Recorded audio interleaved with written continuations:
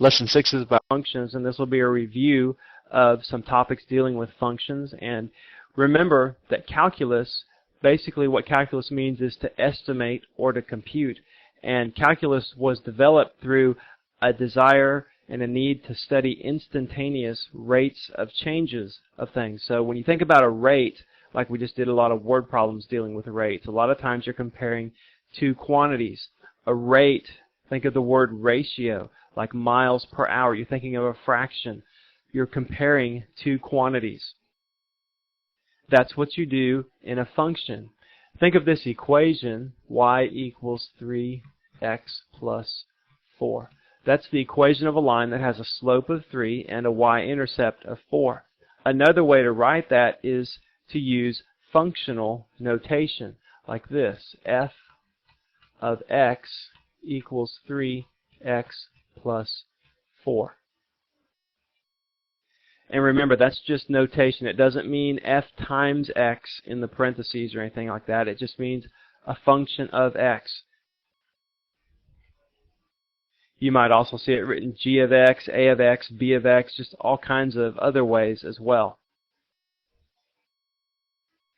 One way to think about a function is that functions have one and only one output for every unique input value. For example, in our function above, if we substituted x equals 1, if that was our input value, we'd say f of 1, and we could just write it over here, f of 1 equals 3 times 1 plus 4, which would be 7. There is no other input value that will give you that output of 7. Functions have one and only one output for every unique input. So another way to think about it too is there's no other output value that you can get when you input 1 to that function. For example, or another example of thinking about a function is that a function maps each member of the domain. That's the x values that you substitute in. It maps each member of that domain to exactly one member of the range. The range is basically what f of x is. Here's an example of what a function does. Think about that in the middle as a function machine. A machine would take an input of something. If it was a machine that was manufacturing something, it would input some material and output something different. And functions are actually used when you have some kind of machine that's making parts and it's programmed by computers. It will use actual mathematics functions to change the input into a unique output. So as you can see in this example, each input value, there is one and only one output for every unique input.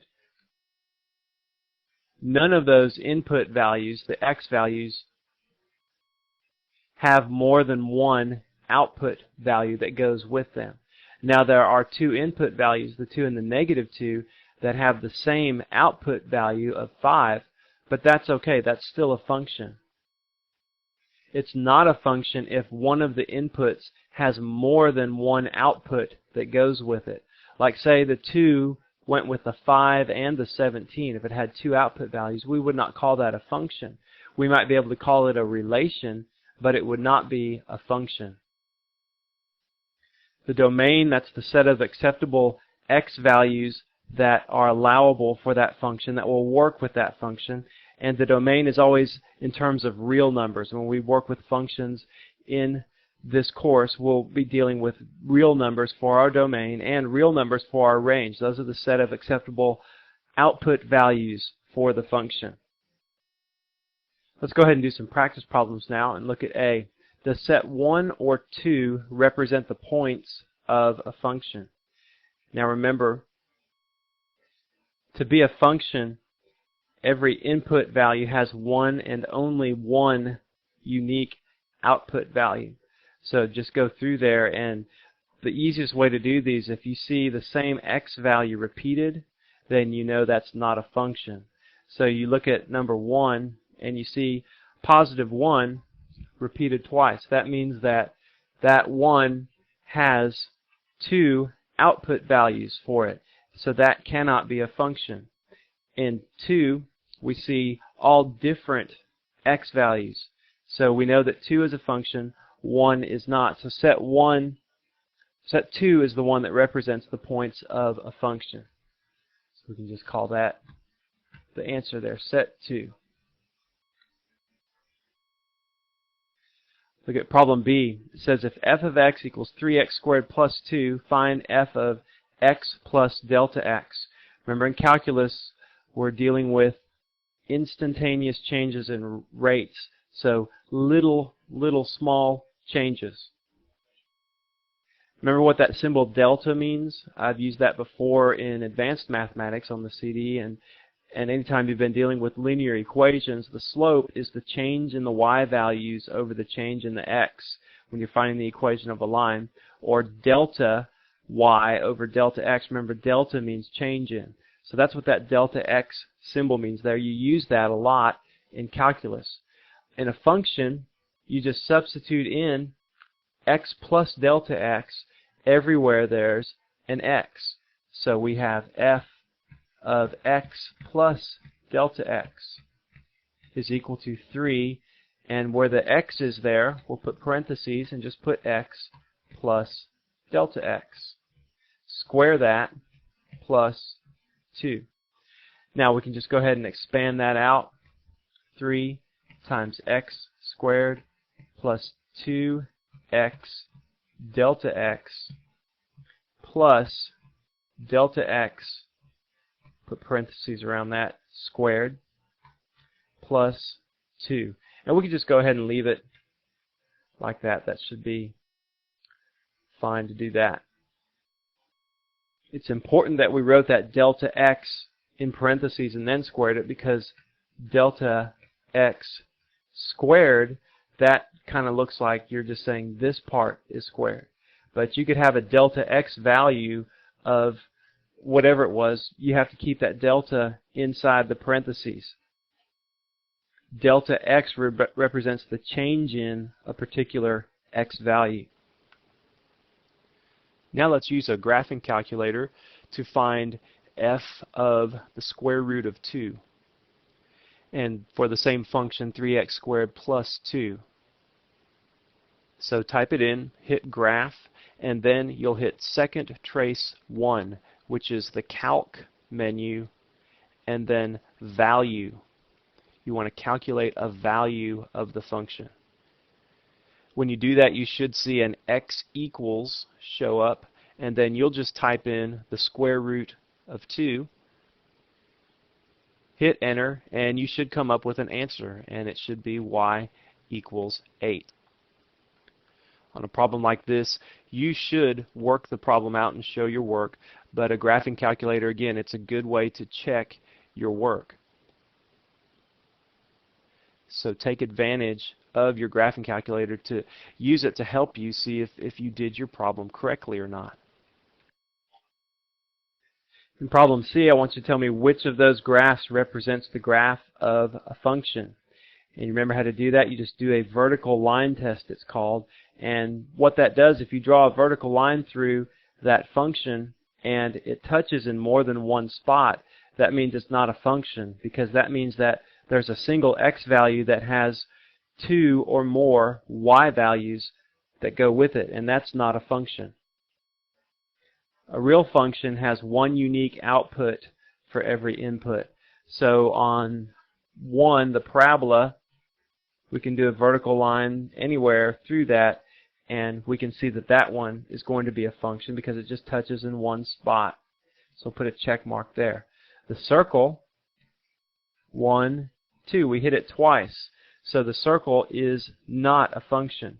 And then in 3, the sinusoid pattern, pretty much anywhere you go, or not pretty much, but anywhere you do go on that, you're going to just pass through one time. So 3 is a function as well. Let's look at another problem.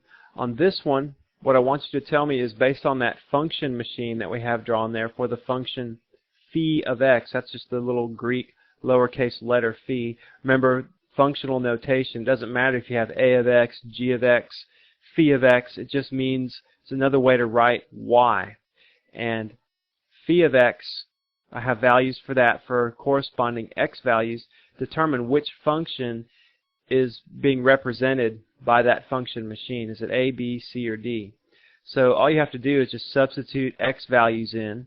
And so for A, if x is 2, 2 plus 1 is 3, so that one might work. Substitute 0 in. 0 plus 1 is positive 1, but in our function machine you get negative 1, so A doesn't work. We can just cross that one out.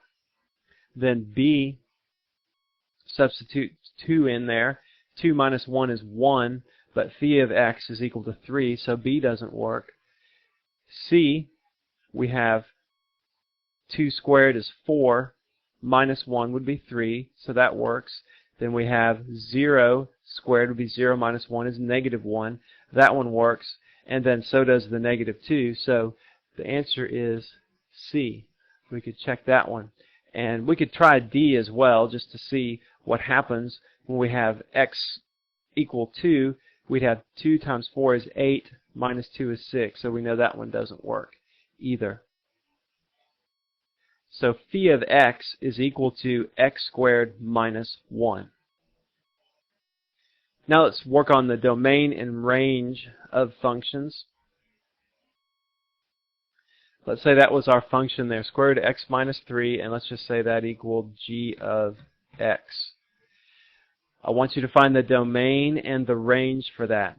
The domain would be all the acceptable x values that would work in there, and you would still get real numbers for answers. We don't want complex numbers for our range values. So if we substituted 3 into that, we'd have 3 minus 3 is 0. If we substituted 2 in, we'd have 2 minus 3 is a negative 1. We'd end up with a complex number.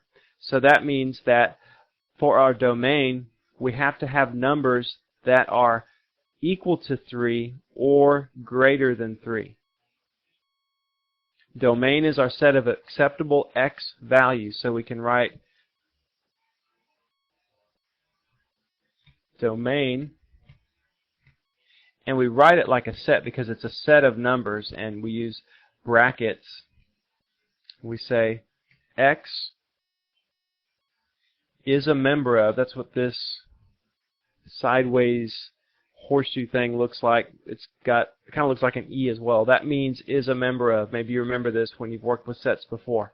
X is a member of the set of real numbers such that, put a bar like that, x is greater than or equal to 3. So there's our domain. Now the range,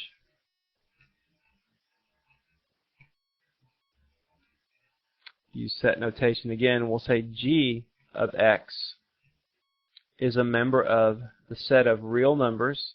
That's always what we're going to be working with here, is a set of real numbers, such that g of x, now we need to think about what it's doing. G of x, when x is 3, g of x would be 0. When x is 4, g of x is the square root of 1 or 1. When x is 5, the square root of 2, and so on. So g of x is going to be greater than or equal to 0. That would be the range. The set of acceptable x values then, or in other words, the domain, is all real numbers greater than or equal to 3, and that would give you a range of 0 to infinity, basically. Greater than or equal to 0. Any number greater than or equal to 0 is part of the range. So in order to find the domain, what you kind of have to do is substitute numbers in and see what values of x would give you an imaginary number for the range. Those values of x would be unacceptable in the domain. So you identify your domain based on what's happening to the range, when it's going to be an imaginary number. If it's an imaginary number, then that value cannot be part of the domain. Now let's use the trace function on the graphing calculator. We'll use that to verify the domain that we found in practice problem E. By now you should know how to type in a function on your graphing calculator. You go to y equals and then y1 equals the square root of x minus 3. Instead of graph, hit trace, and your function should come up on the screen as long as your window settings are correct and to view it. And then use the left and right arrow keys and you should be able to move around. You'll see a little cursor on your function. Now notice you can tell if what the domain is.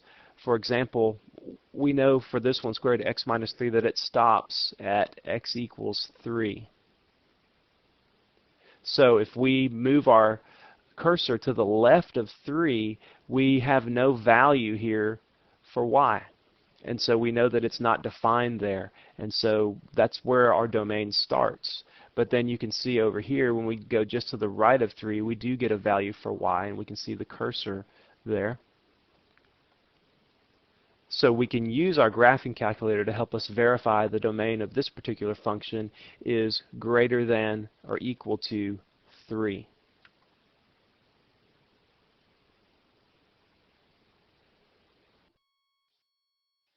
Let's find the domain and range of another function. H of x is equal to the square root of x minus 3 over x.